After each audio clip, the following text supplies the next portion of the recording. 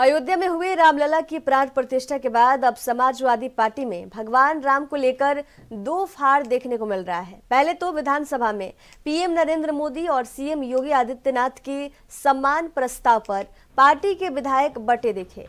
उसके बाद विधान परिषद में सपा एमएलसी स्वामी प्रसाद मौर्य ने रामलला की प्राण प्रतिष्ठा को ड्रामा और धोखा बता दिया। इसके बाद सपा के मुख्य सचेतक मनोज पांडे ने अपने ही पार्टी के नेता स्वामी प्रसाद मौर्य को मानसिक रूप से विक्षिप्त बता दिया। स्वामी प्रसाद मौर्य के विधान परिषद में दिए गए बयान पर मनोज पांडे ने कहा कि स्वामी प्रसाद मौर्य विक्षिप्त हो चुके हैं और उनका मानसिक संतुलन ठीक नहीं है। मानसिक संतुलन ठीक नहीं होने की वजह से इस तरह के बयान दे रहे हैं। पार्टी ने कई बार उनको नसीहत दी है, इसके बावजूद भी वे नहीं मान रहे हैं। मनोज पांडे के इस बयान के बाद सपा के राष्ट्रीय महासचिव स्वामी प्रसाद मौर्य का पार्टी में ही विरोध शुरू हो गया है। तो समझ बहुत देर में आई। रामलला मंदिर के उद्घाटन अवसर पर रामलला प्रकरण के नायक आडवाणी जी को तो आमंत्रित नहीं किया गया। शायद उसी भूल को सुधारने के लिए भारत सरकार ने आडवाणी जी को भारत रत्न की उपाधि दी। यद्यपि आडवाणी जी एक बड़े नेता थे, उनका एक लंबा राजनीतिक संघर्ष था, अभी भी सक्रिय राजनीति में थे, लेकिन देश की सरकार ने उनको सक्रिय राजनीति से बाहर किया।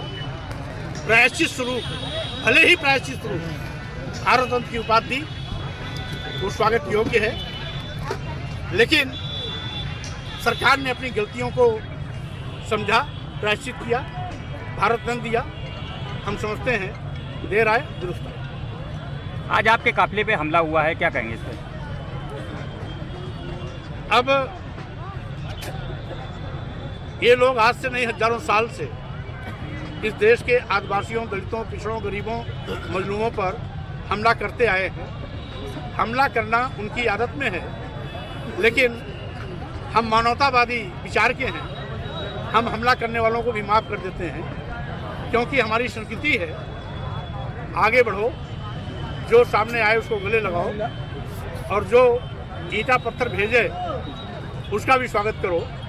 और जो भी आगे गए हैं, हमारा महापुरुषों का इतिहास है कि जो भी आगे चलने की कोशिश किया है, ऐसी अराजक तत्व हमेशा उन पे रोड़ेबाजी करते रहे, विरोध करते रहे, समय समय पर कीचड़ उछालते रहे। कोई धाम मांगने की जरूरत नहीं है। भारत में रहने वाले हर सनातनी का, हर हिंदू का सब धाम है। धाम हम सबका है।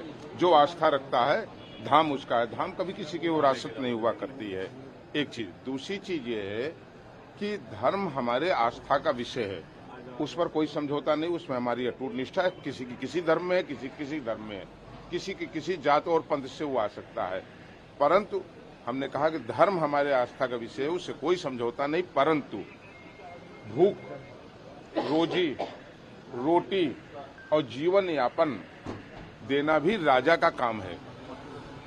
प्रजातंत्र और लोकतंत्र में एक चुनी हुई सरकार की नैतिक जिम्मेदारी है कि देश में रहने वाले हर जात, वर्ग और धर्म और भाषा को बोलने वाले लोगों को न्याय दे, उनके पेट में रोटी पहुंचे, उन्हें रोजगार मिले, उन्हें सम्मान मिले, भारत के संविधान के अनुसार समता और समरसता मिले, ये उनकी जिम्मेदारी है। सर, स्वामी प्रसाद मौर्य जी कह रहे हैं कि भगवान श्री राम अगर भगवान थे तो वो कैसे मरे और फिर उनको प्राण प्रतिष्ठा करने की क्या जरूरत है? देखिए, स्वामी प्रसाद क्या क्या बोल रहे हैं इस पर मैं कोई बयान नहीं देना चाहता हूँ।